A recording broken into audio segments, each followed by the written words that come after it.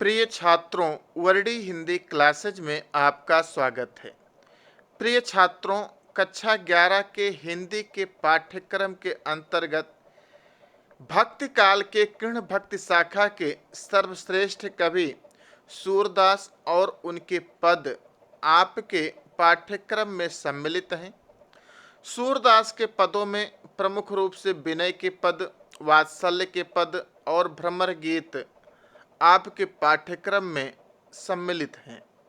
तो चलिए सबसे पहले हम सूरदास के विनय के पद को पढ़ते हैं और उसके अर्थ और व्याख्या को समझते हैं। सबसे पहले विनय के पद। अब कै राखिले हूँ भगवान, हो अनाथ बैठ्यो द्रुम डरिया, पारि दिशा धे बान, ताके डर में भाजो चाहत, ऊपर ढुक्यो सचान, दुहु भांति दुख भयो आनियह, कौन उबारे प्राण, अब कै राखिले हूँ भगवान, सुमिरत ही यही डस्यो पारधी, कर छूट्यो संधान, सूरदास सर लाग्यो सचानहि, जय जय कृपा निधान। प्रिय छात्रों, सूरदास जी इस पद में पक्षी के माध्यम से जीवात्मा को संबोधित कर रहे हैं। यहाँ पर अन्योक्ति अलंकार है। अन्योक्ति का अर्थ है, अन्योक्ति अलंकार वहाँ पर होता है जहाँ पर कहा जाए किसी दूसरे के बारे में और लागू हो किसी दूसरे के बारे में। यहाँ पर उपमा ली जा रही है पक्षी की, पारिधी अर्थात शिकारी की, सचान बाज पक्षी की, अहि अर्थात सर्प की, लेकिन ये लागू हो रहा है पूरा का पूरा जीवात्मा के ऊपर कि संसार रूपी सागर में जीवात्मा जन्म तो लेती है, किंतु जन्म लेने के बाद वो सांसारिक भव बंधनों में, माया मोह में, विषय वासना में इस प्रकार से फंस जाती है कि फिर उसे अपने वास्तविक जन्म का कारण ही याद नहीं रहता और वो बार बार जन्म और मृत्यु के चक्र में फंसी हुई हमेशा इस पृथ्वी पर भटकती रहती है। कहानी है, एक पक्षी है, द्रुम का अर्थ है वृक्ष और डरिया का अर्थ है डाल। एक पक्षी है जो एक वृक्ष की डाल पर बैठा हुआ है, लेकिन उस वृक्ष की डाल पर बैठे हुए पक्षी को नीचे शिकारी अपने बाण का निशाना लगाए हुए है। वह पक्षी उस शिकारी के डर से भाग तो जाना चाहता है, लेकिन वो भागे कहाँ, क्योंकि ऊपर सचान अर्थात बाज पक्षी चक्कर लगा रहा है। अगर वो ऊपर उड़ता है तो उसे बाज पक्षी झपट लेगा। तो दुहु भांति दुख भयो आन, यह कौन उबारे प्राण। ऐसे में नीचे की तरफ से शिकारी ने उसके ऊपर अपने बाण का निशाना लगाया हुआ है और ऊपर जो है बाज पक्षी चक्कर लगा रहा है। ऐसे में उसके प्राणों का संकट आ पड़ा। तो इस प्राणों के संकट के समय उसने ईश्वर का स्मरण किया, और जब उसने ईश्वर का स्मरण किया तो एक सर्प आकर उस शिकारी को, उस सर्प ने उस शिकारी को डस लिया। डस्यो पारधी, पारधी का अर्थ है शिकारी। और उसके डसते ही शिकारी के हाथ से संधान अर्थात जो बाण का निशाना लगाए हुआ था, वो बाण का निशाना चूक गया और वो जाकर सचान पक्षी को लगा, बाज पक्षी को लगा। तो एक प्रकार से उसे सचान से, बाज पक्षी से और शिकारी दोनों से छुटकारा प्राप्त हो गया। यह ईश्वर की कृपा का ही फल है। तो सूरदास जी कहते हैं, अब कै राख ले हूँ भगवान।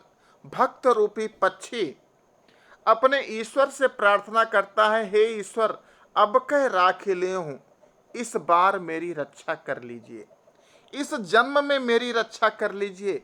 मैं बार बार इस पृथ्वी पर जन्म लेते हुए ऊब चुका हूं, जन्म मरण के बंधन में बार बार फंसते हुए मैं ऊब चुका हूं। इसलिए हे भगवान, इस जन्म में इस बार आप मेरी रक्षा कर लीजिए। हूँ अनाथ, आप तो मेरे नाथ हो, आपके बिना हे प्रभु मैं अनाथ हूं और बैठो द्रुम डरिया, इस संसार रूपी वृक्ष की डाल पर बैठा हुआ हूं। द्रुम का अर्थ है वृक्ष, डरिया का मतलब डाल। आपको हमने बताया अन्योक्ति अलंकार है, लागू हो रहा है जीवात्मा के ऊपर।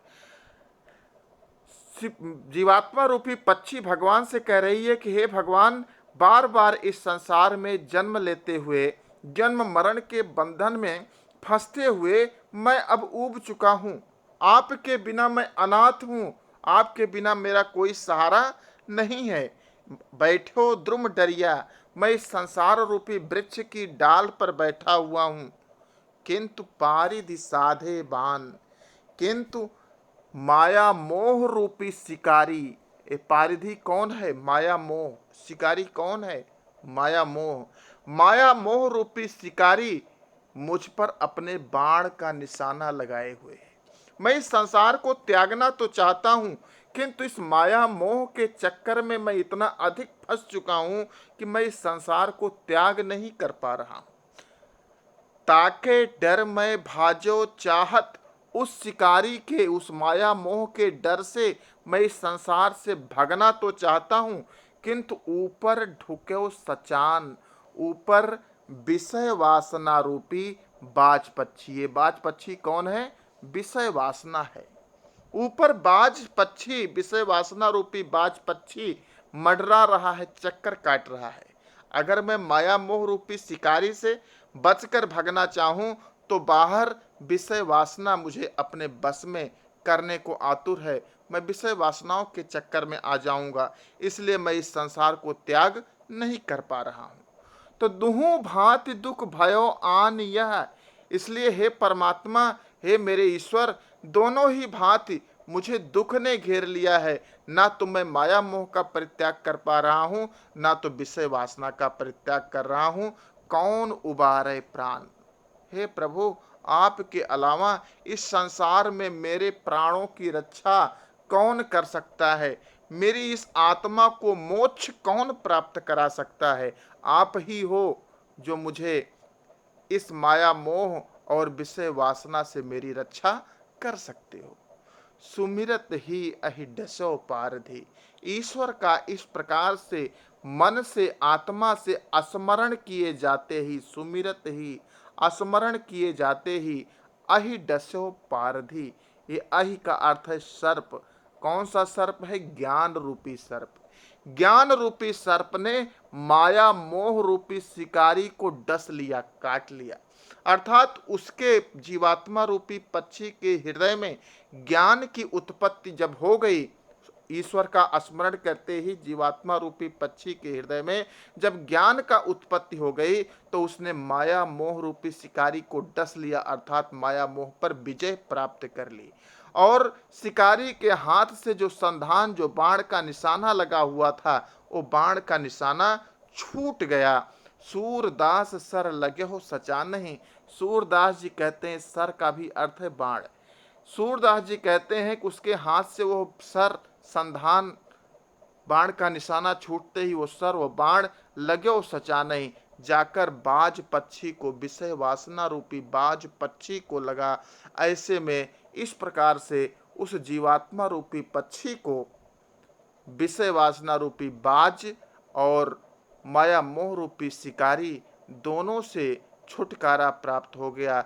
ऐसे प्रभु जो स्मरण करते ही अपने भक्त की समस्त इच्छाओं को पूरा कर देते हैं, ऐसे प्रभु श्री कृष्ण की जय जय कृपा निधान। मैं बारंबार वंदना करता हूँ, बारंबार उनका जयकारा लगाता हूँ, जयकार करता हूँ।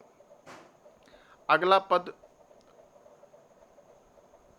मेरो मन अनत कहाँ सुख पावे, जैसे उड़ जहाज को पंछी, फिर जहाज पर आवे।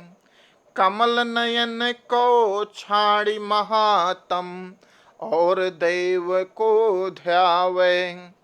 परम गंग को छाड़ी पियासो, दुर्मति कूप खनावे। जिहि मधुकर अम्बुज रस चाख्यो, क्यों करील फल भावे। सूरदास प्रभु कामधेनु तज, छेरी कौन दुहावे। मेरो मन अनत कहाँ सुख पावे। सूरदास जी कहते हैं कि मेरा यह मन, अनंत का अर्थ है एक अनंत, और अनंत का अर्थ है अन्यत्र भी। दो अर्थ यहाँ पर अनंत के निकल रहे हैं। पहले अर्थ के अनुसार कि मेरा मन तो अनंत इच्छाओं वाला है, इसलिए इस मेरे मन को सुख की प्राप्ति कैसे हो सकती है, कहाँ सुख की प्राप्ति हो सकती है। अर्थात इस अनंत इच्छाओं वाले मेरे मन को कभी भी सुख की प्राप्ति नहीं हो सकती।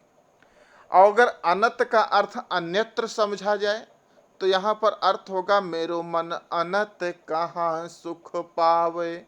मेरा मन श्री कृष्ण के चरण कमलों के अलावा अन्यत्र कहीं पर भी सुख की प्राप्ति नहीं कर सकता। जैसे उड़ जहाज को पक्षी फिर जहाज पर आवे, जैसे कोई समुद्र में जाता हुआ जहाज हो और उस समुद्र के जहाज पर कोई पक्षी बैठा हुआ हो, और अगर वो समुद्र के जहाज पर बैठा हुआ पक्षी ये सोचे कि इस जहाज से उड़कर मैं कहीं अन्यत्र चला जाऊं, तो उसे दूर दूर तक पृथ्वी के, जमीन के दर्शन नहीं होंगे, कहीं पेड़ पौधे नजर नहीं आएंगे जिस पर वो कुछ पल बैठ सके। तो चारों तरफ घूम के वह पक्षी पुनः उस जहाज पर वापस लौट आएगा। जैसे उड़ जहाज को पक्षी फिर जहाज पर आवे, जैसे जहाज पर बैठा हुआ पक्षी अन्यत्र कहीं पर भी अपने पैर टिकाने का स्थान न पाकर पुनः लौटकर उसी जहाज पर आकर बैठ जाता है, वैसे ही श्री कृष्ण की भक्ति एक जहाज के समान है। उस परमात्मा श्री कृष्ण एक जहाज के समान है। उनसे अगर कोई रूठकर कहीं अन्यत्र भगना भी चाहे, अन्य देवताओं की उपासना करने के लिए जाना भी चाहे, तो उसे अन्यत्र कहीं पर भी ठिकाना प्राप्त नहीं होगा। पुनः वो श्री कृष्ण के कमलवत चरणों में वापस लौट आएगा। कमल नयन को छाड़ी महात्म, और देव को धावे। ऐसा कौन सा महात्मा व्यक्ति होगा जो कमल के समान नेत्रों वाले भगवान श्री कृष्ण की भक्ति को छोड़कर किसी अन्य देवता की भक्ति को ध्यान करने जाएगा, उनकी ध्यान आराधना करने जाएगा। ऐसा कौन सा प्यासा व्यक्ति होगा, परम गंग को छाड़ प्यासो। ऐसा कौन सा प्यासा व्यक्ति होगा कि जो सामने बहती हुई परम पवित्र मोक्षदायिनी गंगा के जल को बहता हुआ छोड़कर कूप खनावे, अपनी प्यास बुझाने के लिए कुआं खुदाने जाएगा।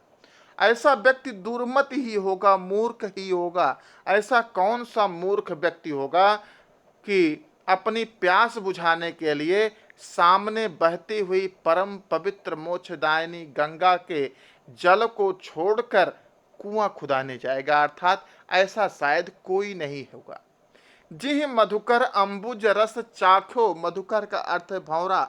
जिस भौरे ने अंबुज रस, कमल के पराग रसों का चाख्यो, आस्वादन कर लिया हो, जिस भौरे ने कमल के पराग रसों का आस्वादन कर लिया हो, क्यों करील फल भावे, उसे करेले के कसैले फल का स्वाद क्यों आएगा, उसे करेले का कसैला फल क्यों भावे, क्यों अच्छा लगेगा।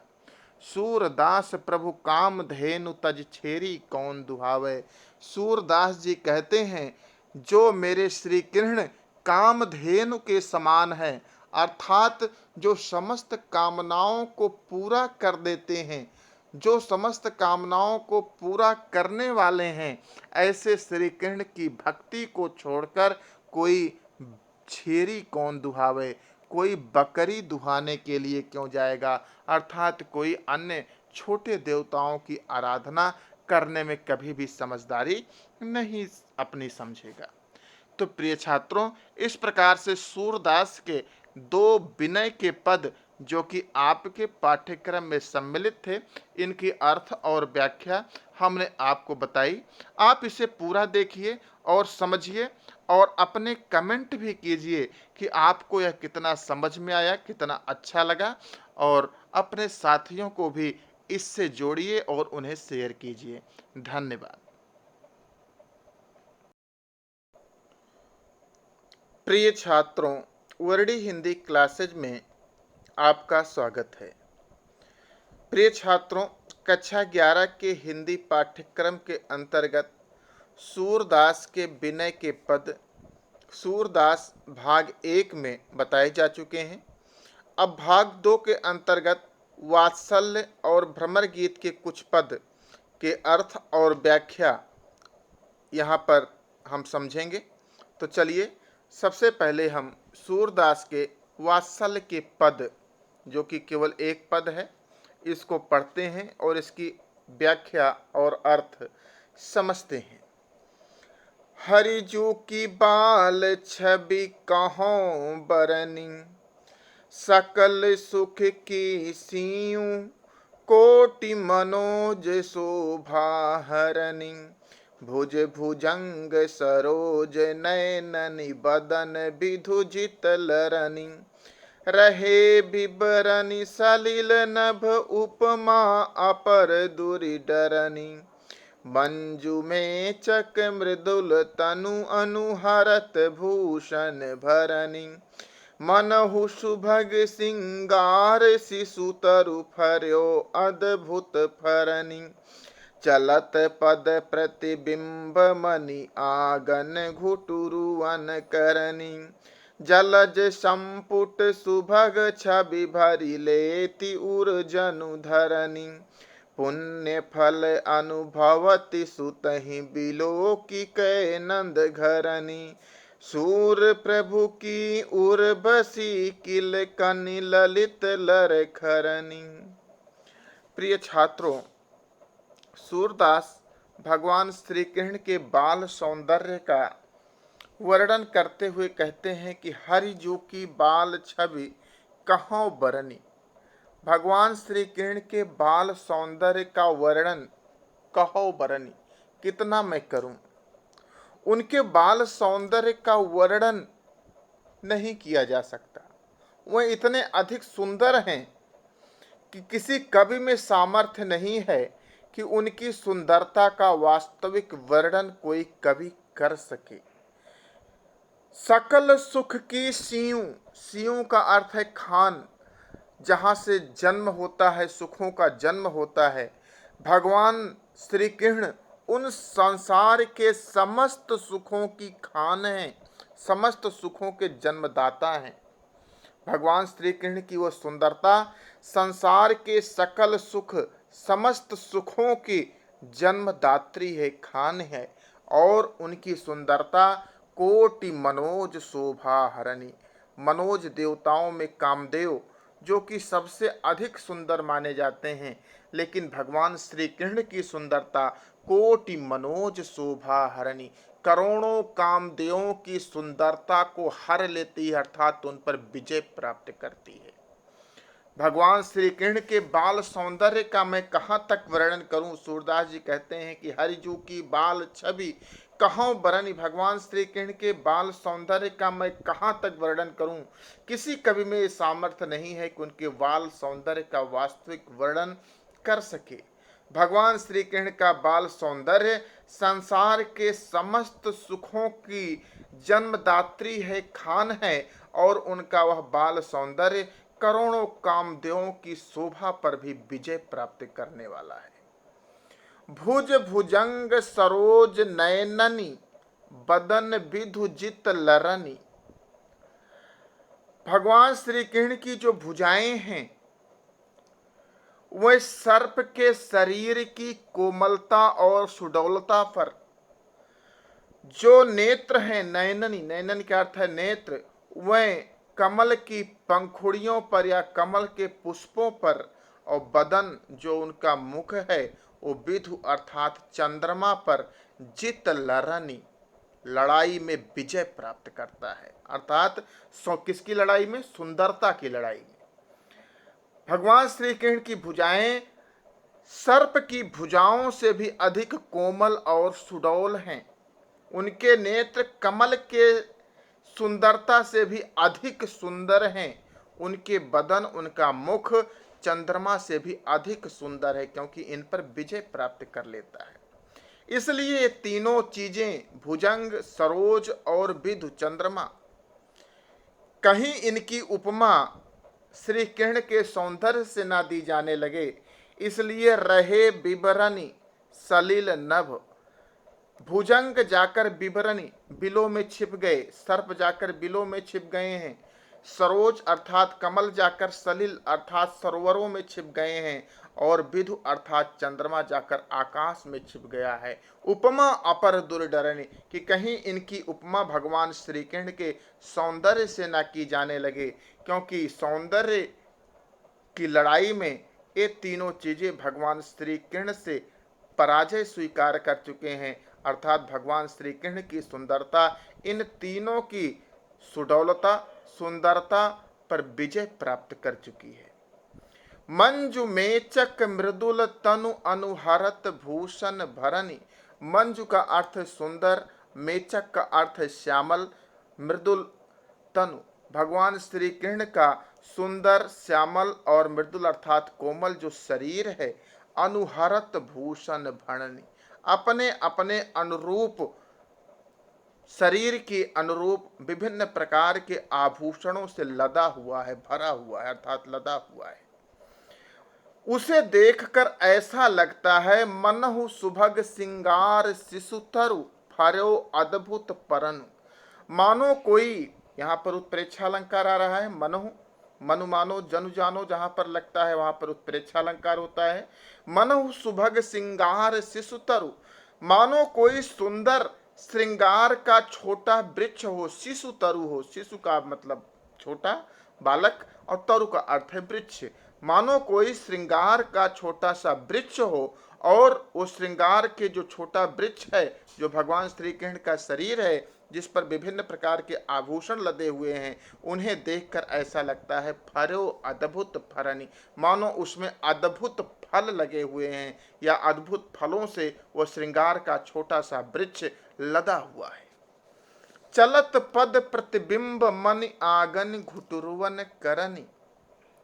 जब बाल कृष्ण, भगवान कृष्ण, बाल कृष्ण नंद के आंगन में घुटुरुवन, घुटनों के बल चलते हैं, नंद के मणि आंगन में, मणिमय आंगन में जब बाल कृष्ण घुटनों के बल चलते हैं, तो चलत पद प्रतिबिंब, उनके पद का प्रतिबिंब नंद बाबा के मणिमय आंगन में जो बनता है, तो उसे देखकर कैसा प्रतीत होता है कि जलज संपुट सुभग छवि भरी लेत उर जनु धरनी। बालक का पैर का तलवा लाल रंग का होता है, तो भगवान श्री कृष्ण जब घुटनों के बल नंद बाबा के मणिमय आंगन में चलते हैं, तो उनके लाल रंग के तलवों का प्रतिबिंब उस मणिमय आंगन में बनता है, तो उसे देखकर ऐसा लगता है मानो जलज संपुट, जलज का अर्थ है कमल और संपुट का अर्थ है दोना, मानो कमल के पंखुड़ियों, लाल कमल के पंखुड़ियों से बने हुए दोनों में सुभग छवि भरी लेत उर जनु धरणी, जनु का अर्थ है मानो, यहाँ भी उत्प्रेक्षा अलंकार है, मानो धरती माता, धरणी का अर्थ है मानो धरती माता कमल के बने हुए पंखुड़ियों के, लाल पंखुड़ियों के दोने में भगवान श्री कृष्ण की सुंदरता को भरकर अपने हृदय में धारण कर लेना चाहती हैं। पुण्य फल अनुभवत सुतहि बिलोक के नंद घरणी, नंद घरणी अर्थात माता जसोदा अपने पुत्र को इस तरह से चलते हुए देखकर अपने पूर्व जन्म में किए गए पुण्य के फल का अनुभव करती हैं कि निश्चित रूप से उनके पूर्व जन्म में किए हुए पुण्य के फल के फलस्वरूप यह पुत्र उन्हें प्राप्त हुआ है। सूर प्रभु के उर्वशी किलकनि ललित लरखरनि। सूरदास जी कहते हैं कि हमारे भी हृदय में उर्वशी, हमारे भी हृदय में भगवान श्री कृष्ण का किलकना, हंसना और ललित लरखरनि, लड़खड़ाते हुए चलना हमारे हृदय में बस चुका है। उस भगवान श्री कृष्ण के बाल सौंदर्य का वर्णन मैं कहाँ तक करूं। अगला भ्रमर गीत। तो प्रिय छात्रों, भ्रमर गीत के गोपी और उद्धव संवाद में वाग विदग्धता का विकसित रूप दिखाई देता है। गोपियां कृष्ण के मित्र उद्धव से विभिन्न प्रकार के उनके द्वारा दिए गए निर्गुण उपदेश का प्रत्युत्तर देती हैं। ज्ञान गरिमा में मंडित उद्धव को श्री कृष्ण गोकुल इसलिए भेजते हैं कि गोपियों को निराकार की ओर उन्मुख कर सकें। प्रस्तुत अंश के अंतर्गत गोपियों के प्रत्युत्तरों में वाग विदग्धता कूट कूट कर भरी है। सच पूछिए तो वाग विदग्धता का नाम यही है कि सामने वाले व्यक्ति को ऐसा खरा और चुभता हुआ उत्तर दिया जाए कि उसकी बोलती बंद हो जाए। साधारण रूप से इसे हम व्यंग का बड़ा भाई कह सकते हैं, जो असाधारण लोगों को ही प्राप्त होता है। प्रिय छात्रों, ये कहा जाता है कि उद्धव को अपने ज्ञान का अहंकार था। उनके उस ज्ञान के अहंकार को नष्ट करने के लिए ही भगवान श्री कृष्ण ने उन्हें गोकुल में गोपियों को अपने निर्गुण ब्रह्म का उपदेश देने के लिए भेजा था। किंतु उन गोपियों के वाग विदग्धता को देखकर उनके निर्गुण ब्रह्म के ऊपर जो गोपियों ने सगुण की प्रतिष्ठा की, उसको देखकर उद्धव का ज्ञान का अहंकार धरा का धरा रह जाता है। और जब वहां से वो लौटते हैं तो वो भी उन गोपियों की प्रशंसा करते हैं कि वो गोपियां तुम्हें बहुत प्रेम करती हैं। यह श्रीमद् भागवत के 10वें स्कंध पर आधारित है। तो चलिए इस भ्रमर गीत के शुरुआती कुछ पदों को आज हम पढ़ते हैं।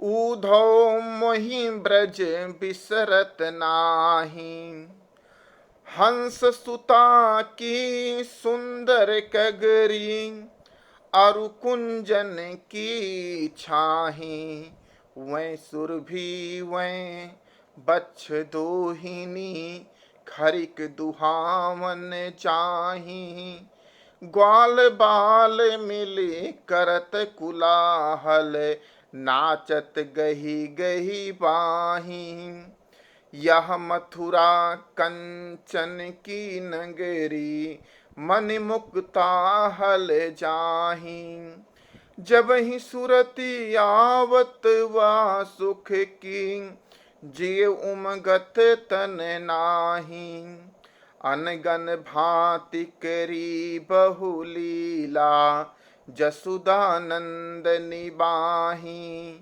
सूरदास प्रभु रहे मौन होई, यह कही कहीं पछताही। प्रस्तुत पद में उद्धव को, जो कि श्री कृष्ण के मित्र थे, अपना संदेश देकर श्री कृष्ण ब्रज की तरफ भेजते हैं। और उन्हें संदेश क्या श्री कृष्ण दे रहे हैं? उद्धव मोहि ब्रज बिसरत नाही। हे उद्धव, ब्रज में बिताए गए दिन और उन दिनों की याद बिसरत नाही, बिसरना अर्थात भूलना। मैं भुलाना चाहता तो हूं, लेकिन मुझसे भूलता नहीं है। मैं ब्रज में जो मैंने बचपन के दिन बिताए हैं, जो वहां के ग्वाल बालों के साथ विभिन्न लीलाएं की हैं, उन दिनों की याद मुझसे एक पल के लिए भी नहीं भूलती। हंस सुता की सुंदर कगरी, अरु कुंजन की छाही। हंस सुता, हंस का, प्रिय छात्रों, हंस का अर्थ होता है सूर्य और सुता का अर्थ होता है पुत्री। सूर्य की पुत्री अर्थात यमुना, और कगरी का अर्थ होता है किनारा। कुंजन अर्थात कुंजलताओं की, छाही मतलब छाया। हंस सुता की सुंदर कगरी और कुंजन की छाही, यमुना का वह सुंदर किनारा और यमुना के किनारे पर कुंजलताओं की छाया, ये हमसे भुलाए नहीं भूलती। वह सुरभि, वह गायें, सुरभि अर्थात गायें जिनको हम यमुना के किनारे चराने जाया करते थे, वह बच्छ दोहिनी और गायों को दोहने के लिए जो बर्तन होता था, मटकियां, और खरिक अर्थात बाड़े पर जहां पर गायें बांधी जाती थीं, वहां पर उन मटकियों को लेकर उन गायों को दुहने के लिए जाना दुहावन जाही। ये सब ऐसी बचपन की बातें हैं कि मैं अगर भूलना भी चाहूं तो हे उद्धव, ये हमसे भूलता नहीं है। ग्वाल बाल मिल करत कुलाहल नाचत गही गही बाही। हम जब गायों को चराने के लिए जाया करते थे तो ग्वाल बालों के साथ मिलकर विभिन्न प्रकार के खेल खेला करते थे, आपस में कोलाहल करते थे, शोर मचाया करते थे और नाचत गही गही बाही, एक दूसरे की बाह पकड़कर नृत्य किया करते थे, नाचते रहते थे। यह मथुरा कंचन की नगरी मन मुक्ताहल जाही। यद्यपि जिस मथुरा में रह रहा हूं, यह मथुरा कंचन की नगरी, कंचन का अर्थ है सोना, मणि मुक्ताहल जाही, जहां पर सोना, मणि, मोतियां सब भरी पड़ी हैं। जितने भी सुख की मैं कामना करूं, इस मथुरा में मुझे वे सारे सुख प्राप्त हो सकते हैं। लेकिन फिर भी हे उद्धव, जब ही सुरति आवति वा सुख की जिय उमगत तन नाही। जब भी मुझे ब्रज में बिताए गए दिनों के, ब्रज के सुख की याद आती है, जब भी मुझे ब्रज में बिताए गए दिनों के, ब्रज के उन सुखों की याद आती है जो मैं ग्वाल बालों के साथ विभिन्न प्रकार की लीलाएं किया करता था, जिय उमगत, मेरा जिय अर्थात हृदय उमड़कर ब्रज में पहुंच जाता है। उमगत अर्थात उमड़कर, मेरा हृदय, मेरा मन, मेरी आत्मा उमड़कर ब्रज में पहुंच जाती है। तन नाही, ये शरीर भले ही मथुरा में रहती हो, तन से मैं भले ही ब्रज ना पहुंच पाऊं, तन भले ही शरीर यहीं पर रहे, मथुरा में रहे, लेकिन मेरा हृदय, मेरी आत्मा उमड़कर उसी ब्रज में पहुंच जाती है। अनगन भांति करी बहु लीला, जसुदा नंद निबाही। मैंने उस ब्रज में अनगन भांति विभिन्न प्रकार की लीलाएं की, लोगों को हंसाया, लोगों को रुलाया, तरह तरह की लीलाएं की, और जैसा भी था माता जसोदा और बाबा नंद ने उसे निभाया। कभी भी हमें कभी बुरा नहीं कहा या कभी डांटा फटकारा नहीं। सूरदास प्रभु रहे मौन है, यह कही कही पछताही। सूरदास जी कहते हैं कि यह संदेश देकर प्रभु श्री कृष्ण मौन हो गए, अर्थात जैसे यह कहकर पछतावा का अनुभव कर रहे हों कि वह ब्रज से मथुरा क्यों चले आए। ब्रज एक पल के लिए भी भुलाए नहीं भूलता। अगला पद है, उद्धव जी श्री कृष्ण का संदेश लेकर पहुंच गए ब्रज में। ब्रज की गोपियों को उन्होंने श्री कृष्ण का यह संदेश बताया, तो गोपियां उनके संदेश के प्रत्युत्तर में क्या जवाब देती हैं कि बिनु गोपाल बैरनि भई कुंजय, तब वह लता लगति तन शीतल, अब भई विषम ज्वाल की पुंजय। वृथा बहती जमुना खग बोलत, वृथा कमल फूलन अली गुंजय। पवन पान घन सार सजीवन, दधि सुत किरनि भानु भई भुंजय। यह उद्धव कहियो माधव से, मदन मारी कीन्ही हम लुंजय। सूरदास प्रभु तुम्हारे दरस को, मग जुवत अखियां भई छुंजय। गोपियां कहती हैं श्री कृष्ण ने जो संदेश दिया कि उद्धव मोहि ब्रज बिसरत नाही, हंस सुता की सुंदर कगरी और कुंजन की छाही, वह यमुना का सुंदर किनारा और यमुना के किनारे वह कुंज लताओं की छाया मुझे भुलाए नहीं भूलती। तो गोपियां कहती हैं कि बिन गोपाल बैरनी भई कुंज। हे उद्धव, श्री कृष्ण के बिना वह कुंज लताएं अब हमारे शत्रु के, बैरी अर्थात शत्रु के समान प्रतीत हो रही हैं। बिन गोपाल बैरनी भई कुंज। जिन कुंज लताओं की छाया वे भूल नहीं रहे हैं, वह कुंज लताएं अब हमारे शत्रु के समान प्रतीत हो रही हैं। तब वह लता लगति तन शीतल। जब श्री कृष्ण तब का अर्थात जब श्री कृष्ण इस ब्रज में रहा करते थे, वह लता लगति तन शीतल, तब वही लताएं तन को शीतलता प्रदान करने वाली, छाया प्रदान करने वाली प्रतीत होती थीं। लेकिन अब अर्थात जब श्री कृष्ण मथुरा चले गए हैं, जब वो यहाँ पर नहीं हैं, तो भई विषम ज्वाल की पुंजें। हमें उन्हें देखकर ऐसा प्रतीत होता है जैसे भयंकर अग्नि लपटों के समूह हमें जला रहे हैं। अर्थात उन लताओं को देखने पर हमें श्री कृष्ण की याद आ जाती है, और जब श्री कृष्ण की याद आती है तो हम गोपियां उनके विरह के ज्वाला में जलने लगती हैं। तो हमें ऐसा लगता है कि जब श्री कृष्ण यहाँ पर थे तब यही लताएं तन को शीतलता प्रदान करने वाली प्रतीत होती थीं। अब श्री कृष्ण के बिना यही लताएं हमें विषम विरह के ज्वाल में जलाने वाली प्रतीत होती हैं। जब श्री कृष्ण यहाँ पर थे तो यमुना का बहना, यमुना के किनारे वृक्षों पर पक्षियों का चहचहाना, यमुना में कमल के फूलों का खुलना, कमल के फूलों पर भ्रमरों का गुंजार करना हमें बड़ा मनमोहक प्रतीत होता था। लेकिन अब वृथा बहती जमुना खग बोलत, वृथा कमल फूलन अलि गुंजे।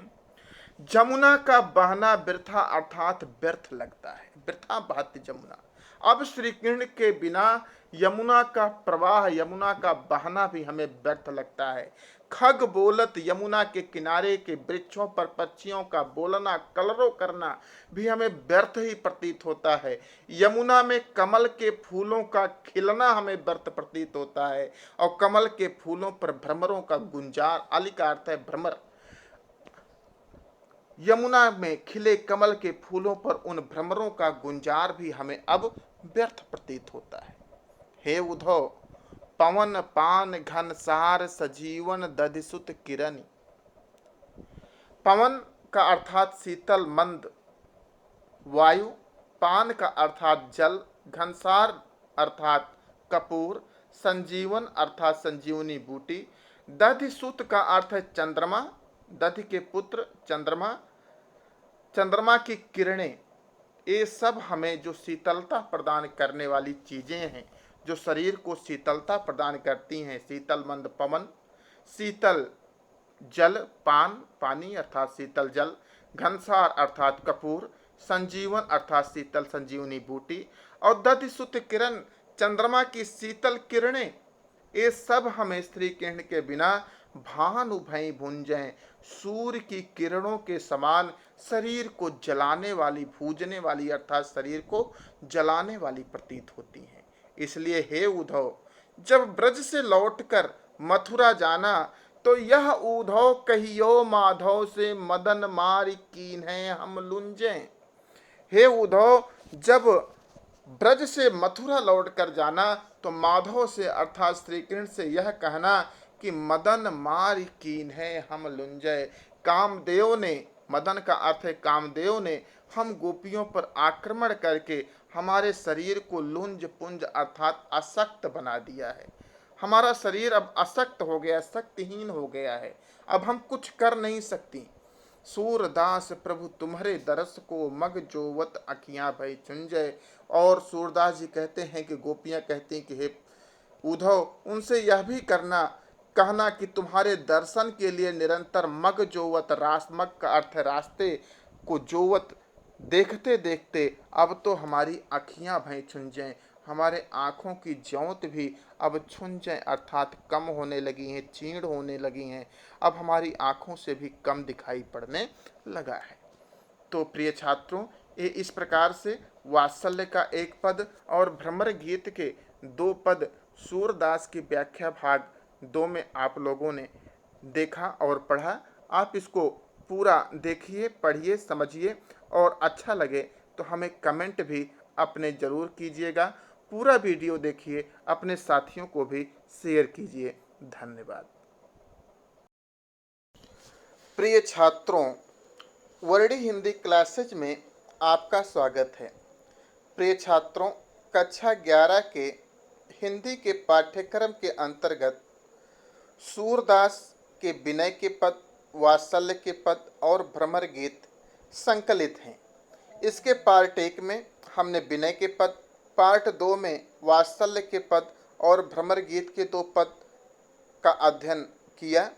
अब हम पार्ट 3 में भ्रमर गीत के कुछ और पदों का अध्ययन करते हैं, उन्हें पढ़ते हैं तथा उनका अर्थ और व्याख्या समझते हैं।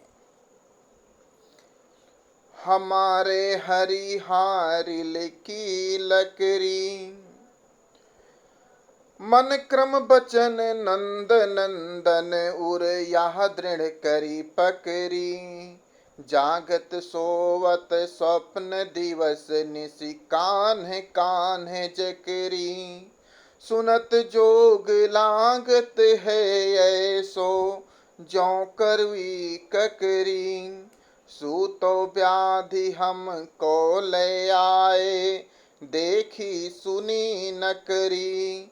यह तो सूरति नहीं ले सौंपो जिनके मन चकरी। प्रिय विद्यार्थियों, जब उद्धव गोपियों को निर्गुण ब्रह्म का उपदेश देते हैं, उन्हें योग करना सिखाते हैं और उनसे यह कहते हैं कि वह निर्गुण ब्रह्म जड़ चेतन सर्वत्र कण कण में विद्यमान है, उसको ढूंढने के लिए कहीं अन्यत्र जाने की आवश्यकता नहीं है। उसको अपने हृदय में तुम लोग हमेशा विराजमान देख सकती हो। उस श्री कृष्ण को भूल जाओ, उसके नाम की रट लगाना बंद कर दो और उस परमात्मा का निरंतर ध्यान करो। इस पर गोपियां जब ये सुनती हैं कि उद्धव यह उपदेश दे रहे हैं कि श्री कृष्ण के नाम की रट लगाना, उनके दर्शन की प्रतीक्षा करना बंद कर दो, भूल जाओ, तो गोपियां उनके उस उपदेश का प्रत्युत्तर देते हुए कहती हैं कि हे उद्धव, हमारे हरिहारिल की लकरी। प्रिय छात्रों, हारिल एक पक्षी विशेष होता है और वह पक्षी अपने पंजे में हमेशा एक लकड़ी दबाए हुए रहता है। वो किसी भी परिस्थिति में अपने पंजे से उस लकड़ी को छूटने नहीं देता, चाहे वो जग रहा हो, चाहे सो रहा हो, चाहे स्वप्न में हो, चाहे आकाश में उड़ रहा हो। किसी भी परिस्थिति में उसके हाथ से वह लकड़ी छूटने नहीं पाती, हमेशा वो अपने पंजे में दबाए रहता है।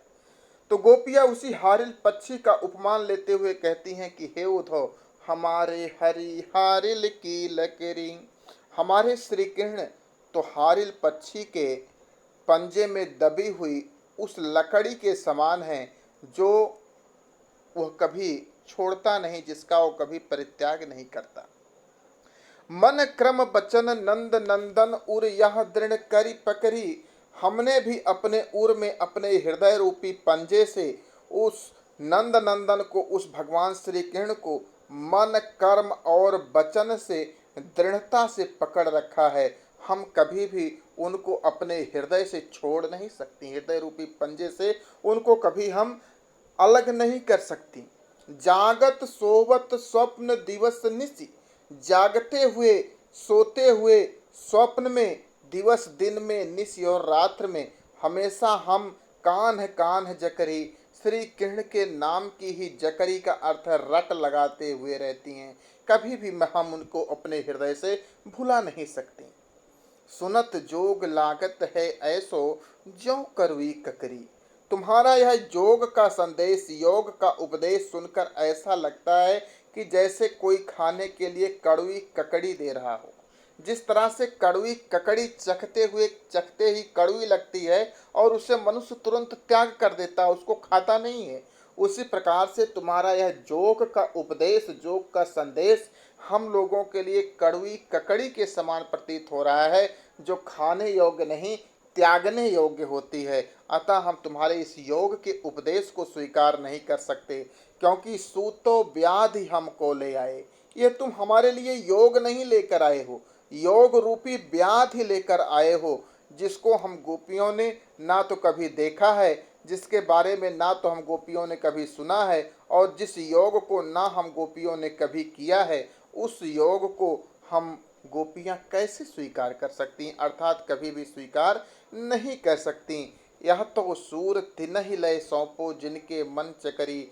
सूरदास जी कहते हैं कि गोपियां कहती हैं कि हे उद्धव, यह योग तो उनको ले जाकर समझाओ, उनको सौंपो जिनके मन चकरी, अर्थात जिनके मन चक्कर काटते रहते हैं, जो एक देवता में स्थिर नहीं रहते, जो एक परमात्मा के चरण कमल में जिनके मन स्थिर नहीं रहते, उन लोगों को यह योग का उपदेश दो, योग का संदेश दो। हमारे हृदय में तो श्री कृष्ण वह परमात्मा बस चुके हैं, हम कभी भी अपने हृदय रूपी हाथ से उन्हें त्याग नहीं सकती। इसलिए हमारे लिए यह तुम्हारा योग का उपदेश उचित नहीं है, और हम इस तुम्हारे निर्गुण ब्रह्म को स्वीकार नहीं कर सकती। उद्धव जोग जोग हम नाही, गोपियां कहती हैं कि उद्धव जोग जोग हम नाही, अबला सार ज्ञान कह जाने, कैसे ध्यान धराही। तेई मूदन नयन कहत हो, हरि मूर्ति जिन माही। ऐसी कथा कपट की मधुकर, हम तय सुनी न जाही। श्रवण चीर सिर जटा बधावहूँ, ए दुख कौन समाही। चंदन तजियंग भस्म बतावत, बिरह अनल अति दाही। जोगी भ्रमत जाहि लगी भूले, सो तो है अपमाही। सूर श्याम तय न्यारी ना पल छिन, ज्यों घट तय पर छाही। गोपियां उद्धव के द्वारा दिए गए योग निर्गुण ब्रह्म को न स्वीकार करने का पुनः एक कारण बताती हैं। वह कहती हैं कि उद्धव जोग जोग हम नहीं। हे उद्धव, हम तुम्हारे इस जोग के, योग नहीं है, इस जोग का अर्थ है योग्य, हम तुम्हारे इस जोग के योग्य नहीं हैं। तुम्हारे द्वारा दिए गए उस योग के उपदेश जो आपने हमें दिया, उस योग के हम गोपियां योग्य नहीं हैं। क्यों? क्योंकि हम अबलाएं हैं। अबला सार ज्ञान, सार ज्ञान का अर्थ तत्व ज्ञान, वह परमात्मा का ज्ञान कहाँ जाने, कैसे समझ सकती। हम अबलाएं हैं, हम अनपढ़ हैं, अशिक्षित हैं, मूर्ख हैं। हम अनपढ़ अशिक्षित मूर्ख गोपियां उस पुराणों में वेदों में लिखे गए उस परमात्मा के सार ज्ञान तत्व ज्ञान को कहाँ जाने, कैसे जान सकती हैं। और जब उसको जान नहीं सकती तो कैसे ध्यान धराएं। जिसको हम जान नहीं सकते उसका ध्यान कैसे कर सकती हैं। हे गोपियां, हे उद्धव, ये हमसे संभव नहीं है। तेई मूदन नयन कहत हो, हरि मूर्ति जिन माही। और अपने योग के उपदेश देते हुए हमारे जिन नेत्रों में हरि की मूर्ति बस चुकी है, जिन नेत्रों में भगवान श्री कृष्ण समाये हुए हैं, तुम कहते हो उन्हीं नयनों को बंद करके, उन्हीं नेत्रों को बंद करके उस परमात्मा का, उस अविनाशी निर्गुण परमात्मा का ध्यान करो। तो ये हमारे लिए संभव नहीं है।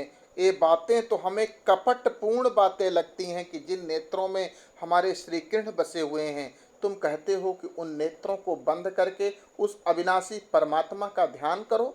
ऐसी कथा कपट की मधुकर, हम तय सुनी न जाही। मधुकर का अर्थ होता है भौरा। भौरा काले रंग का होता है। उद्धव भी काले थे, इसलिए उनको मधुकर के पर्याय से संबोधित किया गया है कि हे उद्धव, तुम्हारी ऐसी कपटपूर्ण बातें हम गोपियों से सुनी नहीं जा सकेंगी, क्योंकि जिन नेत्रों में हमारे श्री कृष्ण बसे हुए हैं, उन्हीं नेत्रों को तुम कहते हो बंद करके उस अविनाशी निर्गुण परमात्मा का ध्यान करो। तो ऐसी कपटपूर्ण बातें हे उद्धव हम गोपियों के द्वारा सुनी नहीं जा सकेंगी। फिर तुम कहते हो कि श्रवण चीर, जिस तरह से योगी अपने कान में बड़े बड़े छेद करके बड़े बड़े कुंडल पहन लेते हैं, उसी तरह से तुम गोपियां भी अपने कान में को चिरा लो, कान में छेद बड़े बड़े करवा लो, बड़े बड़े कुंडल पहन लो। और जिस तरह से योगी सिर पर जटा बंधाते हैं, उसी तरह हम भी जटा बना लें, कान चीर लें और सिर पर जटा बंधा लें। ए दुख कौन समाही, ये दुखपूर्ण बातें जो तुम हमसे बता रहे हो, ये हमसे बर्दाश्त नहीं होगी। चंदन तज अंग भस्म बतावत, बिरह अनल अतिदाही। बिरह की अग्नि में दहती हुई, श्री कृष्ण के विरह की अग्नि में दहती हुई अर्थात जलती हुई, दाही का अर्थ है जलती हुई, तपती हुई, हम गोपियों के लिए जहाँ पर चंदन, शीतल चंदन के लेप की आवश्यकता है, वहां तुम कहते हो कि योगियों की तरह अपने अंग में भस्म लगा लो, राख लगा लो। ये तुम्हारी बातें तो हमें और भी श्री कृष्ण के विरह की अग्नि में जलाने वाली प्रतीत होती हैं। जोगी ब्रह्मत जा ही लगी भूले, जिस परमात्मा को ढूंढने के लिए योगी एक स्थान से दूसरे स्थान पर भ्रमत भटकता रहता है, फिर भी उस परमात्मा को प्राप्त नहीं कर पाता। हम गोपियां भी जानती हैं कि सो तो है अपमाही, उस परमात्मा को ढूंढने के लिए कहीं बाहर जाने की आवश्यकता नहीं है। वह अपमाही अर्थात अपने भीतर ही विराजमान है। अपने भीतर खोजने से उस परमात्मा को प्राप्त किया जा सकता है, और वह परमात्मा श्री कृष्ण हमारे हृदय में विद्यमान है, और किसी दूसरे परमात्मा को कहीं बाहर हमें ढूंढने की आवश्यकता नहीं है। सूर श्याम तय न्यारी ना पलछिन, ज्यों घट तय परछाई। सूरदास जी गोपियों सूरदास जी कहते हैं कि गोपियां कहती हैं कि हे उद्धव, श्याम के बिना एक पल भी हमें अच्छा नहीं लगता। जैसे घट से उसकी छाया अलग नहीं हो सकती, परछाई अलग नहीं हो सकती, वैसे कभी श्री कृष्ण हम गोपियों के हृदय से विलग नहीं हो सकते। लरिकाई को प्रेम कहो अलि कैसे छूटत, कहाँ कहो ब्रजनाथ चरित अंतर गति लूटत। वह चितवनी वह चाल मनोहर, वह मुस्कानी मंद धुनि गावनी। नटवर भेष नंद नंदन को, वह विनोद वह बनते आवनी। चरण कमल की सौह करती हूँ, यह संदेश मोहि बिस सम लागत। सूरदास पल मोहिना बिसरति, मोहन मूरति सोवत जागत।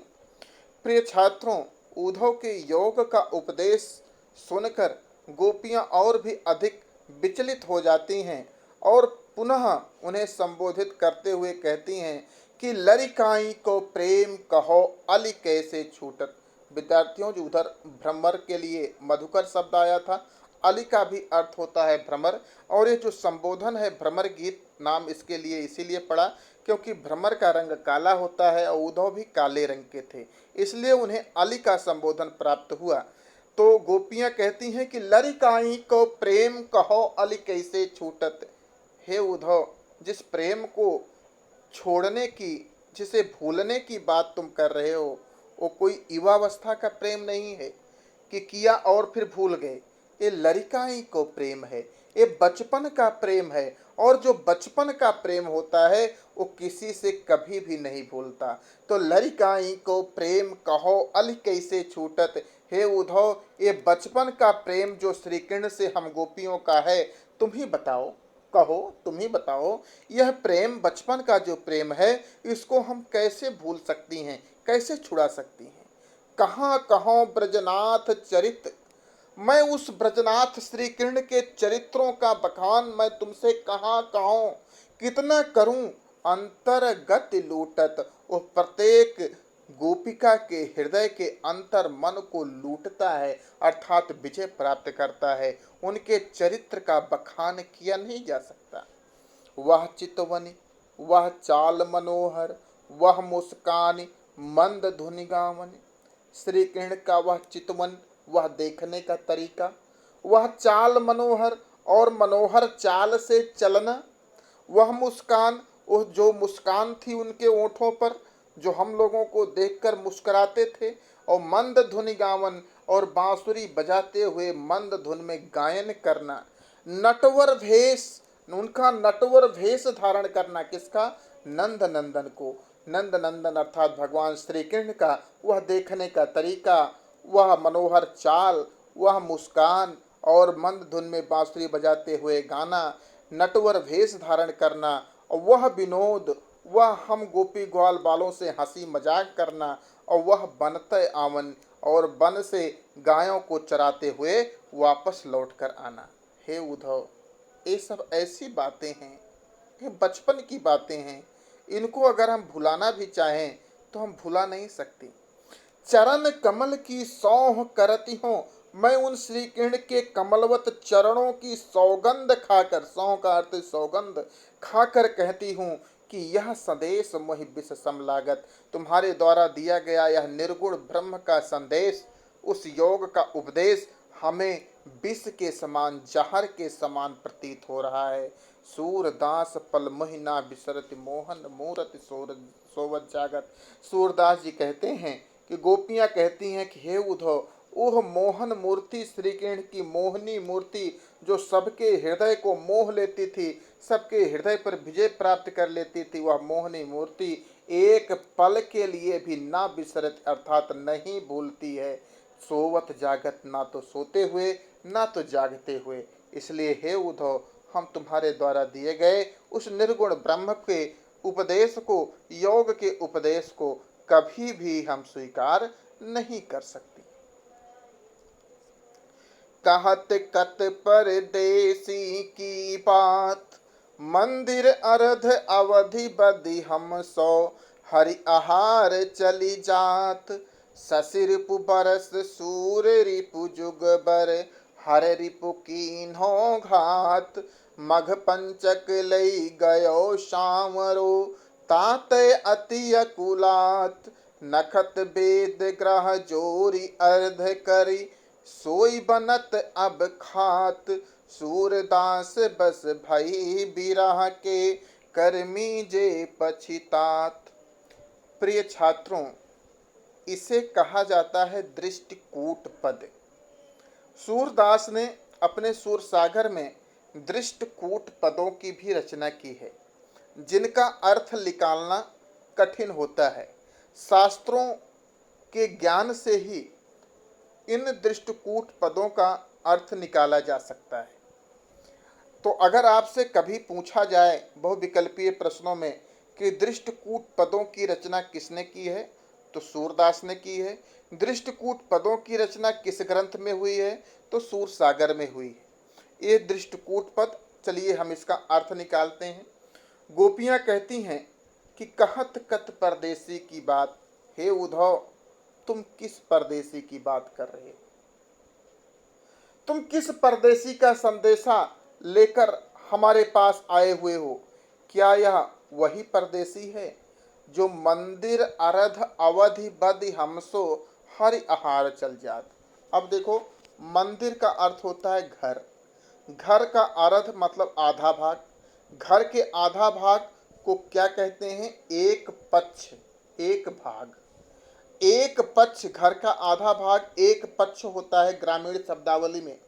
तो एक पक्ष, पक्ष को अगर हम दिन में परिवर्तित करें तो महीने में दो पक्ष होते हैं, कृष्ण पक्ष और शुक्ल पक्ष। चंद्र गणना के आधार पर महीने में दो पक्ष होते हैं, कृष्ण पक्ष और शुक्ल पक्ष। कृष्ण पक्ष 15 दिन का होता है और शुक्ल पक्ष 15 दिन का होता है, अर्थात एक महीने में दो पक्ष होते हैं। तो मंदिर अर्ध, घर का आधा भाग अर्थात एक पक्ष, एक पक्ष का अर्थ हुआ 15 दिन। अवधि बदि हमसो, 15 दिन की अवधि हमसे कहकर गए थे कि 15 दिन में वो हमसे वापस आकर मिलेंगे, लेकिन हरि आहार चल जात। अब देखो यहाँ पर हरि का अर्थ होता है सिंह, और आहार क्या है? सिंह का आहार क्या है? मांस। सिंह का आहार क्या होता है? मांस। मांस से समझो आप मास। मास का अर्थ होता है महीना। एक महीने कितने दिन का होता है? 30 दिन का। तो यहाँ पर क्या अर्थ निकला? 30 दिन। तो मंदिर अरध अवधि बदि हमसो, हरि आहार चल जात। श्री कृष्ण हमसे 15 दिन के लिए कह के गए थे कि 15 दिन में हम वापस आकर तुम लोगों से मिलेंगे। लेकिन हर यहार चल जात, महीनों बीत गए, लेकिन अभी तक उनसे हमारी मुलाकात नहीं हुई। ऐसे में श्री कृष्ण के बिना शशि रिपु बरस।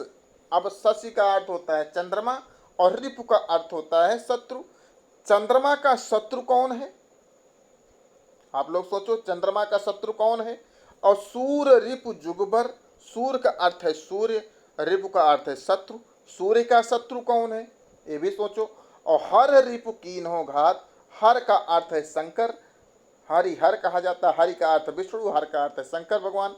तो शंकर भगवान का शत्रु कौन है? तीनों आप सोचिए। तो शशि रिपु, सूर्य, चंद्रमा का शत्रु कौन है? दिन। दिन में चंद्रमा दिखाई नहीं पड़ता। और सूर्य का शत्रु कौन है? रात्रि। रात्रि में सूर्य नहीं दिखाई पड़ता, या रात्रि को जो है सूर्य समाप्त कर देता है। और हर रिपु, शंकर भगवान का शत्रु कौन है? कामदेव, क्योंकि कामदेव ने उन पर बाण का प्रहार किया था और शंकर भगवान ने नेत्र खोलकर उन्हें तीसरे नेत्र से भस्म कर दिया था। तो यहाँ पर कहा जा रहा है शशि रिपु बरस, श्री कृष्ण के बिना एक एक दिन तो एक एक वर्ष की भांति हम पे प्रतीत हो रहे हैं, किंतु एक एक रातें तो हमें युगों की भांति प्रतीत होती हैं। और ऐसे में अकेली देखकर हम गोपियों के ऊपर हर रिपु कीनो घात, कामदेव ने हम गोपियों के ऊपर आक्रमण कर दिया है। मघ पंचक लई गयो सामरो। अब इसका क्या अर्थ है? प्रिय छात्रों, कुल 27 नक्षत्र होते हैं। 27 नक्षत्रों में से मघा नक्षत्र से 5वां नक्षत्र, मघ पंचक का अर्थ हुआ मघा नक्षत्र से 5वां नक्षत्र। मघा नक्षत्र से अगर गिना जाए तो 5वां नक्षत्र आता है चित्रा नक्षत्र।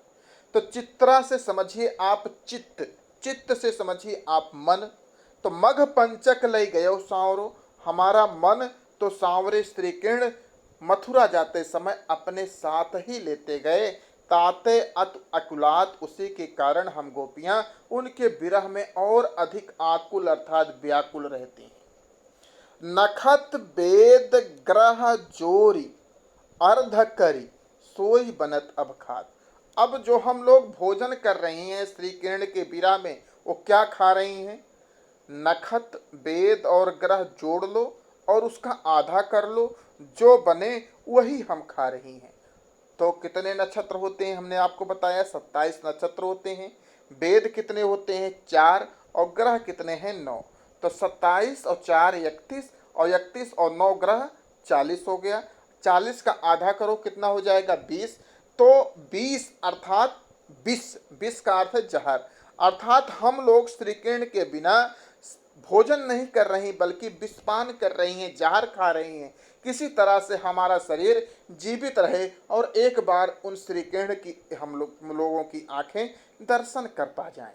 सूरदास बस भई बिरह के, सूरदास जी कहते हैं कि गोपियां कहती हैं कि हे उद्धव, इस प्रकार से हम गोपियां तो बिरह के बस में ही हो गई हैं और कर मीजे पश्चात, और हाथ मीचते हुए उसी प्रकार से पछतावा का अनुभव कर रही हैं जैसे किसी व्यक्ति के हाथ से कोई अमूल्य निधि कहीं रास्ते में गिर जाए और उसे न प्राप्त करके वो सिर्फ पछतावा का अनुभव कर सके और कुछ न कर सके।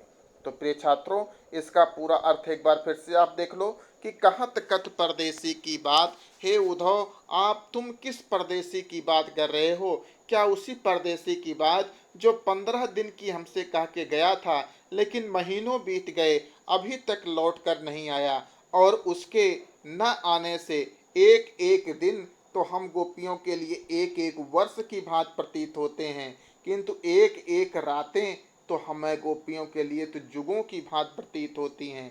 ऐसे में हर रिपु अर्थात कामदेव ने हम गोपियों को अकेली देखकर घात करके आक्रमण कर दिया है।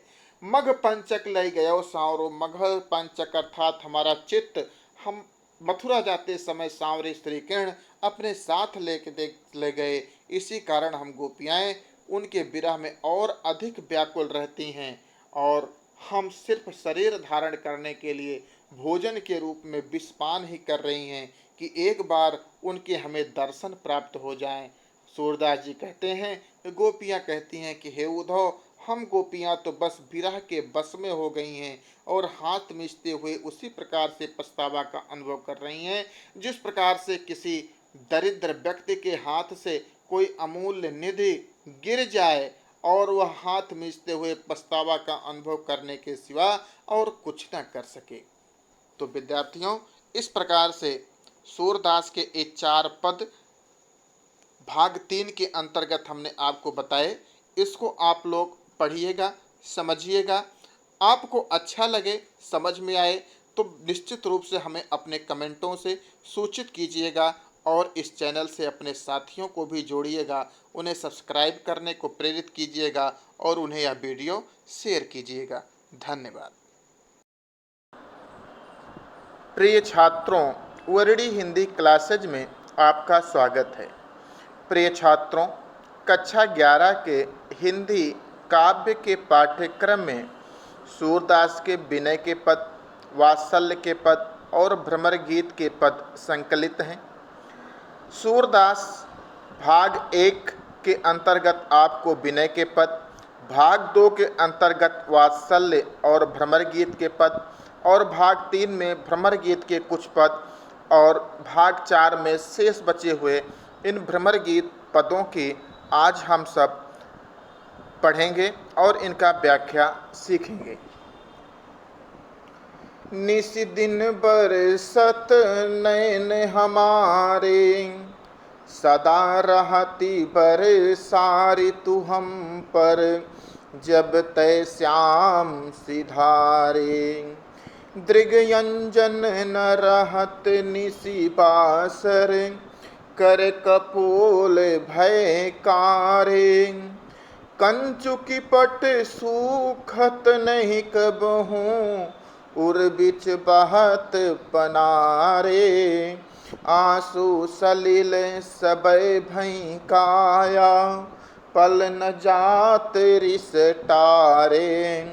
सूरदास प्रभु इह परोखो, गोकुल काहे बिसारे। निस दिन बरसत नैन हमारे। प्रिय छात्रों, उद्धव के द्वारा दिए गए योग और निर्गुण ब्रह्म के उपदेश को सुनकर गोपियाँ श्री कृष्ण के प्रति प्रेम प्रदर्शित करती हुई अपनी दारुण दशा का वर्णन करती हुई उद्धव से कहती हैं कि हे उद्धव, निस दिन बरसत नयन हमारे। निस का अर्थ है रात्रि और दिन का अर्थ है दिन। रात्रि और दिन हमारे नेत्र आंसुओं के रूप में बरसते रहते हैं।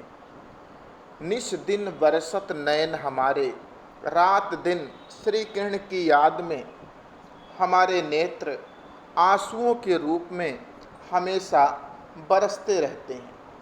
सदा रहती बरसा ऋतु हम पर, जब तय श्याम सिधारे। गोपियाँ कहती हैं कि जब से श्याम सिधारे, जब से हमें श्री कृष्ण छोड़कर गए हैं, तब से हम गोपियों के ऊपर सदैव वर्षा ऋतु छाई रहती है।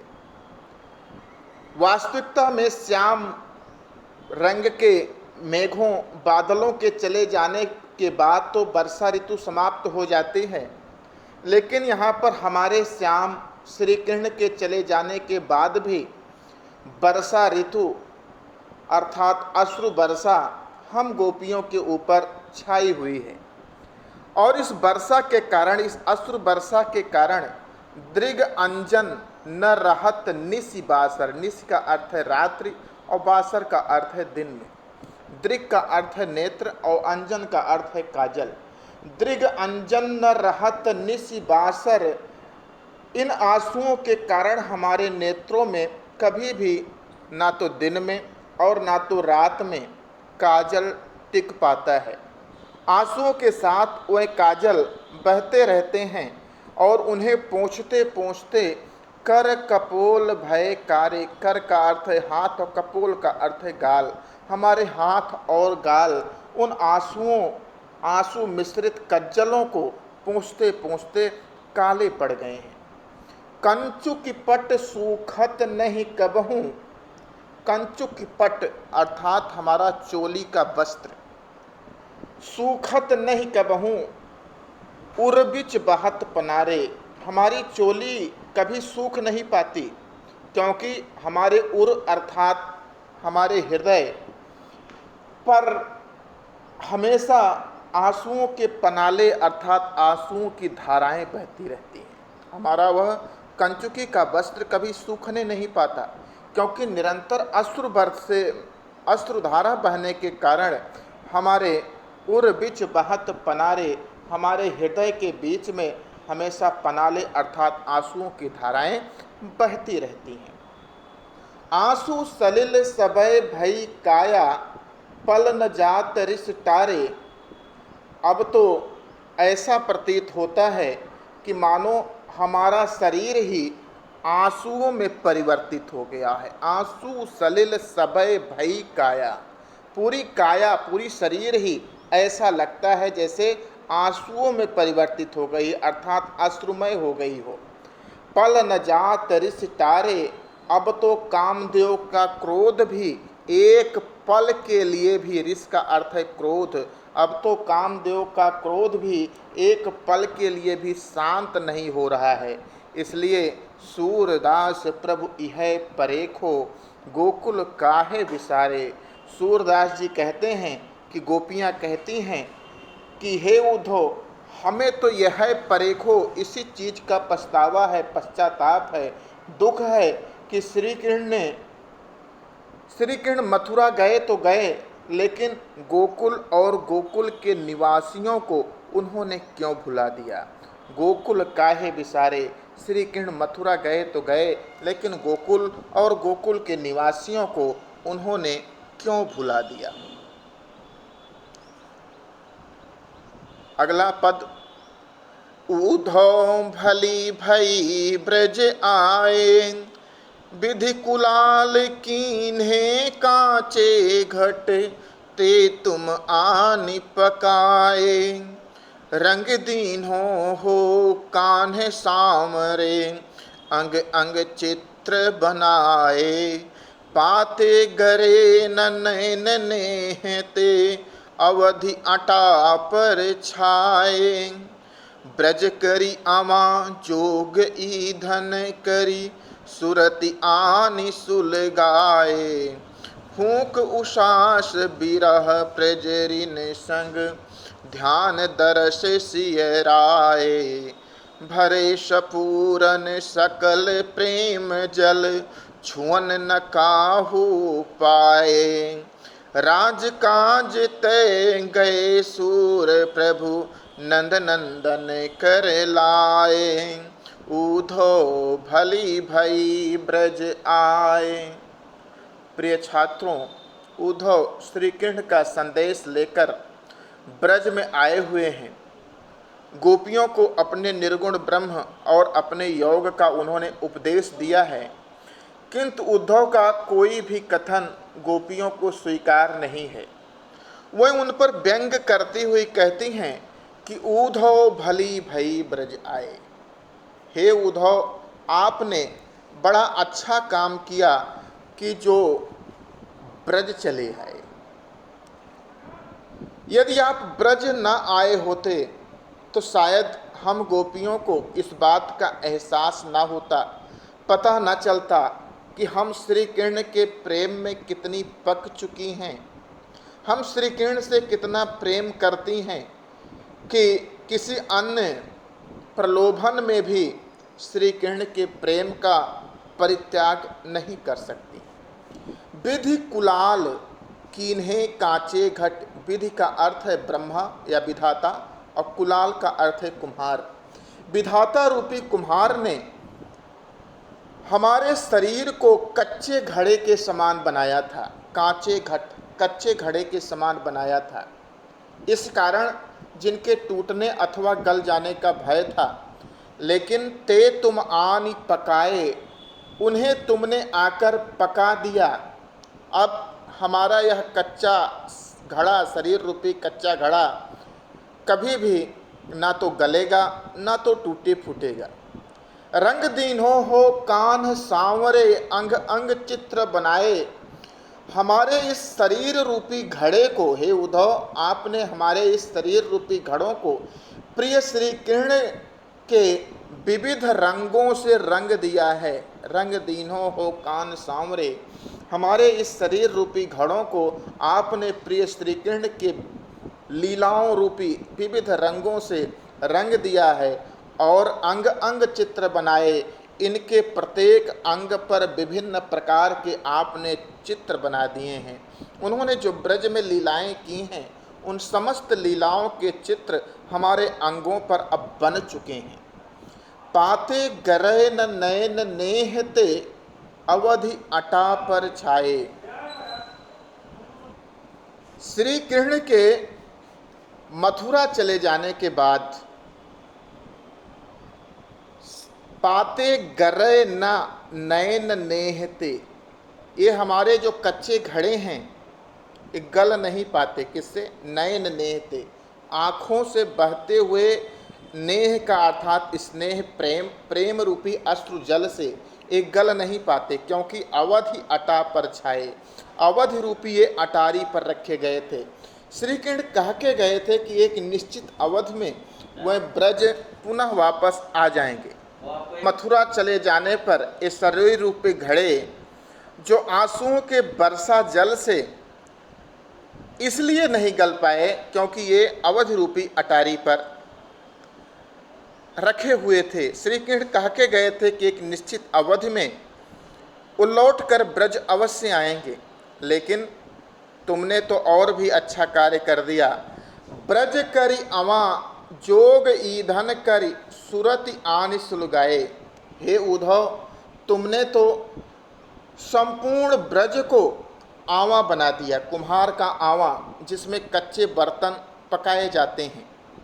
तुमने तो संपूर्ण ब्रज मंडल को ही आवा बना दिया और उस पर योग रूपी चर्चा करके योग का ईंधन लगा दिया और सुरति आन सुलगाए। सुरति का अर्थ है स्मृति। श्री कृष्ण की स्मृति दिलाकर उसमें उस आग को तुमने सुलगा दिया। फूंक उसास बिरह प्रजरिन संग, और हम गोपियों की श्री कृष्ण के विरह रूपी निश्वास की वायु से उसे प्रज्वलित कर दिया। और जब वह घड़ा उस अवा में पूर्ण रूप से पक गया तो ध्यान दरस सियराए। श्री कृष्ण के ध्यान दर्शन का ध्यान करा करके श्री कृष्ण का दर्शन अवश्य प्राप्त होगा।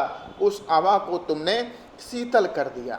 अब तो भरे सपूरन सकल प्रेम जल, अब तो यह मेरा शरीर रूपी घड़ा पूर्ण रूप से श्री कृष्ण के प्रेम रूपी जल से भरा हुआ है। छुअन न काहू पाए, अब इसका स्पर्श श्री कृष्ण के अलावा, छुअन का अर्थ है स्पर्श, इसका स्पर्श श्री कृष्ण के अलावा और कोई नहीं कर सकता। राज काज तय गए सूर प्रभु, नंद नंदन कर लाए। सूरदास जी कहते हैं, गोपियाँ कहती हैं कि हे उद्धव, यह घड़ा हमारा जो है, ये शरीर रूपी घड़ा श्री कृष्ण के लिए ही सुरक्षित है, जो राजकाज के लिए गए हैं, जो किसी राज्य कार्य के लिए मथुरा गए हैं। जब भी वह लौटेंगे तो उन्हें ये घड़े अर्थात हमारे शरीर अनुछुए प्राप्त होंगे। नंद नंदन कर लाए, नंद नंदन को ही ये शरीर स्पर्श करने को प्राप्त होगा। अगला, अखियाँ हरि दर्शन की भूखी, कैसे रहती रूप रस राची, ए बतियाँ सुनी रूखी।